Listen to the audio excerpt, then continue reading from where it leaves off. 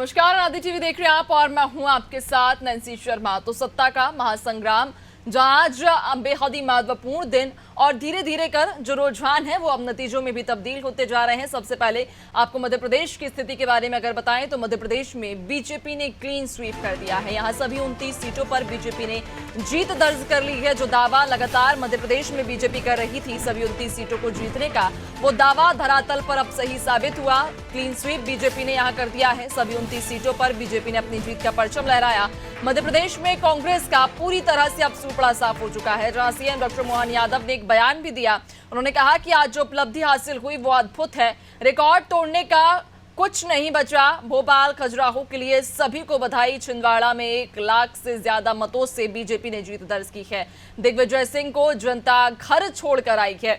जहां आपको बता दें कि मध्य प्रदेश में बीजेपी ने क्लीन स्वीप कर दिया है और इसी के साथ में सभी 29 की 29 सीटें अब बीजेपी के पाले में जा चुकी हैं। और इस बड़ी जीत, इस प्रचंड जीत को लेकर जहां आप देख पा रहे हैं तस्वीरों में भी बीजेपी कार्यालय की ये तस्वीर, जहां खुशी का माहौल है, आतिशबाजी के साथ, पटाखों के साथ, ढोल ढमाकों के साथ में यहां महिलाएं भी खुशी जाहिर करती हुई इन तस्वीरों में देखी जा रही हैं। और खुद सीएम डॉक्टर मोहन यादव ने भी इस प्रचंड जीत पर अपना बयान दिया है। क्या कुछ उन्होंने कहा है इस जीत को लेकर, पहले वो सुनिए।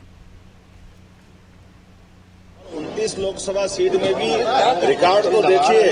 हमारी अपने प्रदेश के अंदर एक सीट 11,11,000 से ऊपर के लिए इंदौर की जीतते हैं। दूसरी सीट हम 8 लाख से जीतते हैं। माननीय विष्णुदास शर्मा जी के साथ 2 अन्य और 5.5 लाख के आसपास वोटों से जीत रहे हैं। 8 सीट हम 4 लाख से ज्यादा वोटों से जीत रहे हैं। हमारी जीत कोई भी 25 सीटें 29 में से 1 लाख से ज्यादा सीटों की है। और जैसा हमने कहा था, जिनका एक ये जो हमारा अपना ट्रैक रिकॉर्ड, इसी प्रकार से कमलनाथ जी बहुत बड़ा नाम है। आजादी के बाद उनका छिंदवाड़ा तो ऐसा मान के चलते कांग्रेस का गढ़ है, लेकिन मुझे इस बात की प्रसन्नता है कि इस बार भी छिंदवाड़ा भी हमें 1 लाख से ज्यादा वोटों से जीते हैं। बंटी साहू जैसे एक सामान्य कार्यकर्ता ने जनता के बीच अपनी बात रखी और भाजपा के बैनर तले यशस्वी मोदी जी के नेतृत्व में हमारी अपनी वो छिंदवाड़ा अभी तक के सारे रिकॉर्ड तोड़ते हुए हमने इतनी बड़ी जीत हासिल की। और सब मिला करके लगभग 11% वोट बैंक हमारा बढ़ा है। ये 11% वोट बैंक की ये रिकॉर्ड पूरे देश का सबसे अलग प्रकार का। लगभग 61% मतदान हमारे को मिला है और कांग्रेस का वोट घटते घटते घटते लगभग 30% के आसपास उनका वोट बैंक रह गया।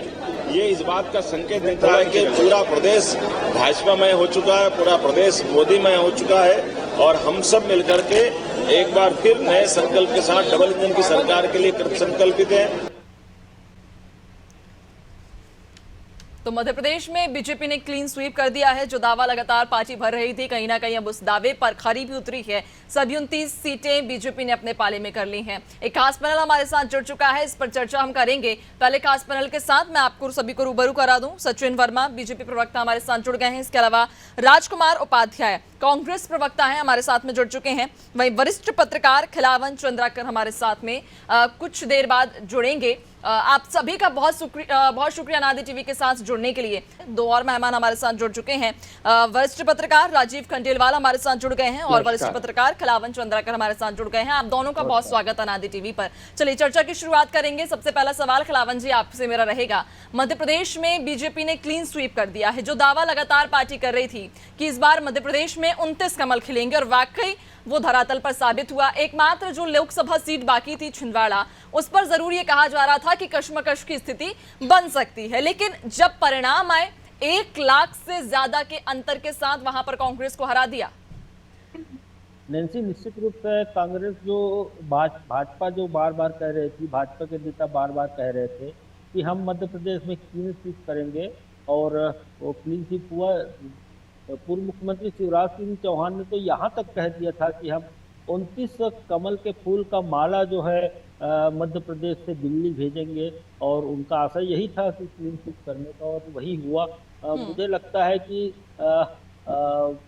लगभग 1 लाख से भी ज्यादा मतों से प्रायः सभी सीटों में हार हुई। तो कोई बहुत ज्यादा कड़क मुकाबला नहीं देखने को मिला, जैसे कि संभावना व्यक्त की जा रही थी कि छिंदवाड़ा और राजगढ़ में बहुत नजदीकी मुकाबला होगा, लेकिन वो मुकाबला भी नहीं हुआ। तो इससे स्पष्ट है कि कांग्रेस जो करना चाहती थी या कांग्रेस ने कोई बहुत बेहतर ढंग से प्रयास नहीं किया जिस बनिस्बत यदि तुलना करें भाजपा की, तो भाजपा ने हर हर हर सेक्टर में बहुत बेहतर ढंग से काम किया। न सिर्फ वो अपना संदेश जो है मध्य प्रदेश सरकार जो काम कर रही है उसका संदेश ले जाने में, केंद्र सरकार जो काम कर रही वो संदेश जनता तक ले जाने में बहुत सफल रही, बल्कि मुझे लगता है कि जो जो मुद्दे बहुत प्रभावी हुए उनमें मोदी का जो जो मैजिक है या मोदी का की जो गारंटी है या राम मंदिर को लेकर जिस तरह की बातें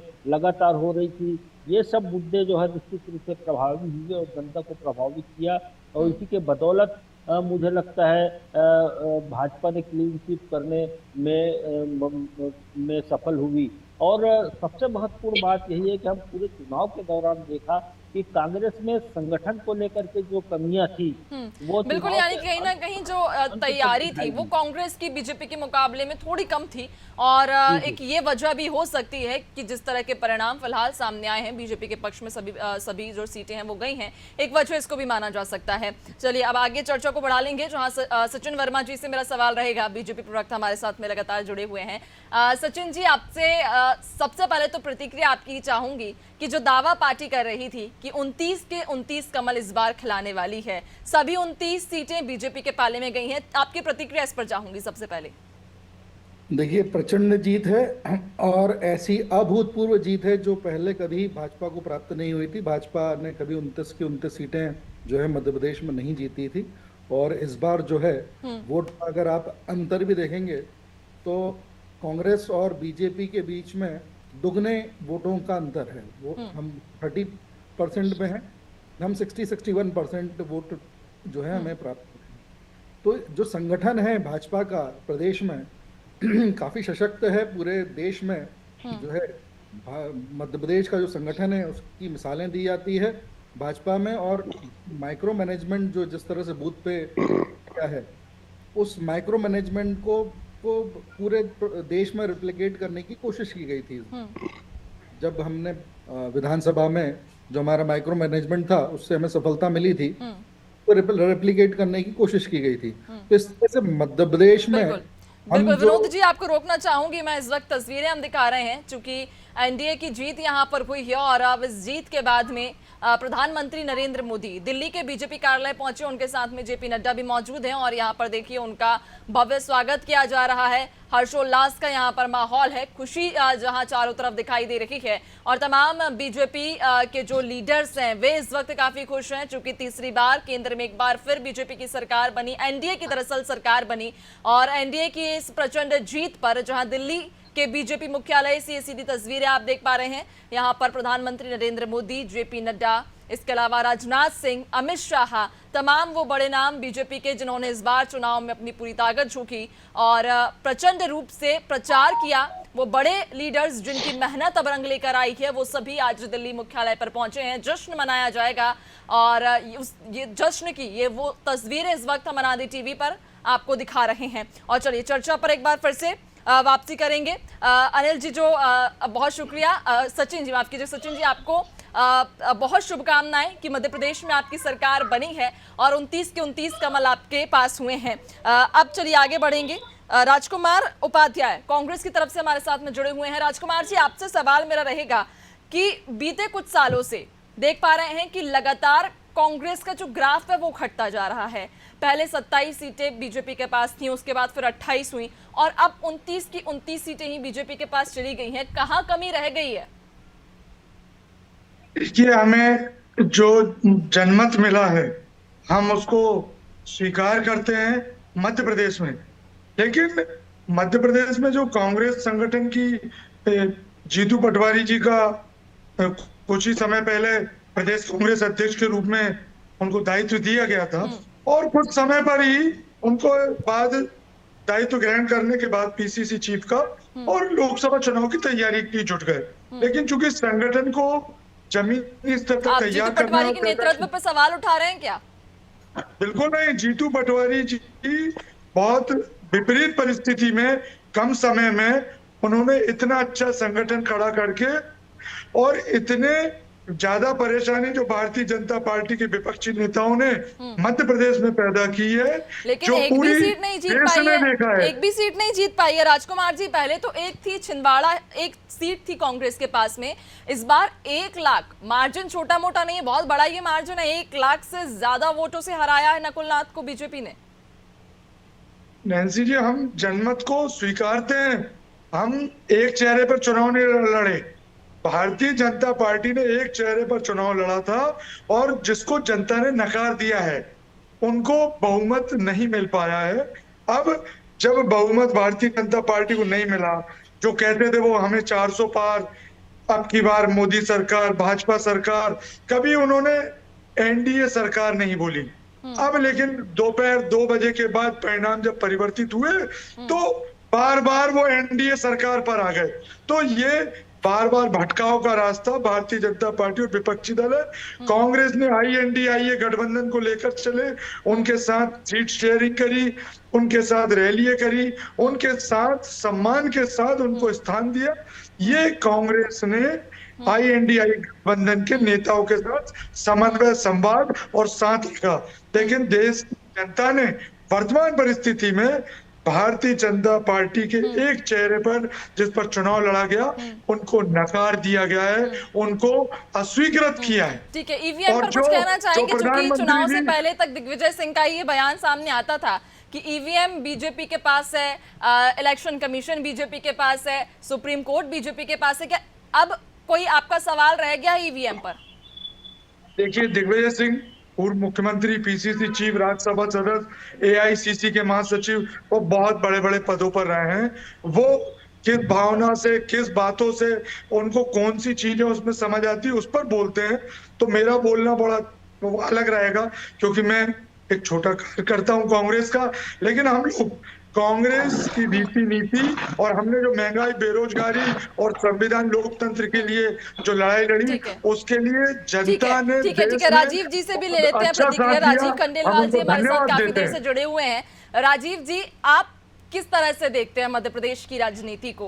क्या लगता है आपको कि कौन से वो मुद्दे चले हैं? क्योंकि इस बार एकमात्र सीट थी छिंदवाड़ा कांग्रेस के पास, वो भी अब नहीं बची है। उधर राजगढ़ से दिग्विजय सिंह चुनावी मैदान में उतरे, बड़े मार्जिन से 1,45,000 के एक बड़े मार्जिन के साथ उन्होंने वो हार चुके। बीजेपी वहां पर भी जीत गई है, क्लीन स्वीप बीजेपी ने कर दिया है। कैसे आप देख रहे हैं इस बार मध्य प्रदेश का समीकरण?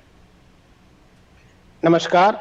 सबसे पहले आपने जो ईवीएम के बाबत कांग्रेस वक्ता से पूछा, दिग्विजय सिंह का जो बयान था, मैं आपको याद दिला दूं कि दिग्विजय सिंह ने कहा था कि 300 से ऊपर आए तो ईवीएम पे क्वेश्चन उठेगा। मुझे लगता है कि इलेक्शन कमीशन ने उनकी बात सुन ली और 300 से नीचे रहने दिया, इसलिए अब आप क्वेश्चन शायद उठाने की स्थिति में नहीं होंगे। दिग्विजय सिंह की भावनाओं का बड़ा ख्याल रखा गया, ऐसा लगता है।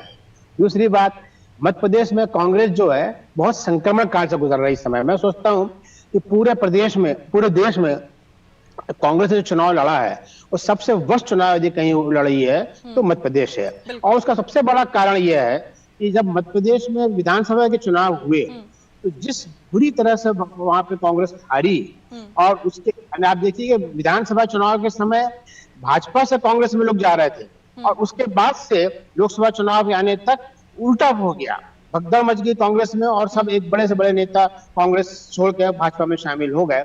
और खुद कमलनाथ फिर जब कांग्रेस में जाने की उनका वो हो गया और किसी कारण से बात वो पूरी हो नहीं पाई और वो अटक गए। तो छिंदवाड़े की जो बात है, मुझे ये लगता है कि वो जनता ने बड़ा सोच समझ के निर्णय लिया। राजीव जी, एक छोटा सा सवाल बहुत संक्षिप्त में जवाब दीजिएगा कि क्या नए नेतृत्व पर सवाल उठाना सही रहेगा? क्या लगता है नए नेतृत्व? मैं उस मुद्दे पर आ ही रहा हूँ। मैं एक बार कंप्लीट कर दूं छिंदवाड़ा की बात, कि छिंदवाड़ा की जनता ने उस कमलनाथ को वोट इसलिए नहीं दिया क्योंकि वो खुद जब भाजपा में जा रहे थे और इसकी कोई आशंका अभी भी दूर नहीं हुई है कि चुनाव के बाद वो भाजपा में नहीं जाएंगे, इसलिए उन्हें ओरिजिनल भाजपा को चुनने का अवसर मेरे को लगता है निर्णय लिया कांग्रेस ने। अब बात नेतृत्व की है, निश्चित रूप से जो कांग्रेस के नेतृत्व जो है, कांग्रेस कमलनाथ ने बिल्कुल कांग्रेस का कचरा कर दिया। अब दिग्विजय सिंह कुछ चुनाव में लगे रहे तो नेतृत्व जो राहुल गांधी ने जीतू पटवारी और उमेश सिंघार को दिया था वो देश में सफल नहीं हो पाया। और इसलिए मुझे लगता है कि आप देखिए जीतू पटवारी के फेलियर कहा जाएगा, जहां खजुराहो में इंडिया गठबंधन के उम्मीदवार का फॉर्म रिजेक्ट हुआ और इंदौर में उम्मीदवारी बैठ गया। इसलिए बिल्कुल। जो फेलियर जीतू पटवारी का ही कहा जाएगा, इसमें कोई शक की बात नहीं है। और मुझे लगता है कि कांग्रेस के लिए ये बड़ा संक्रमण काल है। कांग्रेस के लिए एक बड़ी चिंता का विषय नहीं है कि समय का अभाव है राजीव जी, बीजेपी चिंता का विषय नहीं है कि यहाँ पे राजीव जी माफी चाहूंगी, समय का अभाव है हमारे पास में। सचिन जी आपसे सवाल रहेगा मेरा कि मध्य प्रदेश में बीजेपी ने प्रचंड जीत हासिल कर ली है। अगर मार्जिन भी हम देखें तो लगभग 1 लाख, 1.5 लाख, 4-5 लाख तक भी ये मार्जिन पहुंचा है, लेकिन अभी भी कुछ एक सीटें ऐसी हैं जहां पर ये मार्जिन बहुत कम रहा, 50,000, 28,000। वो मार्जिन कम रहने के पीछे क्या कारण रहा? देखिए, अब मार्जिन जीत होती है, मार्जिन कम ज्यादा होता है। हमने जब अपना पूरा प्रदेश में परसेंटेज जो वो 10% से अधिक बढ़ाया है, और जहां पर अगर कोई कमी रह गई है तो उसकी फिर से समीक्षा होगी। हम ये सतत जो है हमारा संगठन जो है इस कार्य में लगा रहता है। हम जीतने के बाद भी अपनी जीत की भी समीक्षा करते हैं, और जो कमजोरी होती है उसको फिर से दूर करने का प्रयास करते हैं। इसीलिए भाजपा जो है स्मार्ट पॉलिटिकल पार्टी है, और वो हमेशा जो है। एक बार फिर से आपको बहुत शुभकामनाएं सचिन जी की मध्य प्रदेश में एक बार फिर 29 कमल खिले हैं, 29 की 29 सीटें बीजेपी के पास गई हैं। और आप सभी मेहमानों का भी बहुत शुक्रिया अनादि टीवी के साथ जुड़ने के लिए और चर्चा के लिए भी। तो आपको बता दें, मध्य प्रदेश में जहां बीजेपी ने क्लीन स्वीप किया, सभी 29 की 29 सीटें इस बार बीजेपी ने अपने पाले में कर ली हैं। और अमित शाह जहां मध्य प्रदेश जब पहुंचे थे तो उन्होंने एक दरअसल कहावत भी कही थी कि आशिक का जनाजा है जरा धूम से निकले। वो कहावत अब कहीं ना कहीं चरितार्थ हो गई है। दिग्विजय सिंह के लिए वो कहावत का उन्होंने जिक्र किया था, और अब दिग्विजय सिंह जो कि राजगढ़ से मैदान में खड़े थे, लेकिन 1.5 लाख के भारी अंतर के साथ उन्होंने हार स्वीकार कर ली।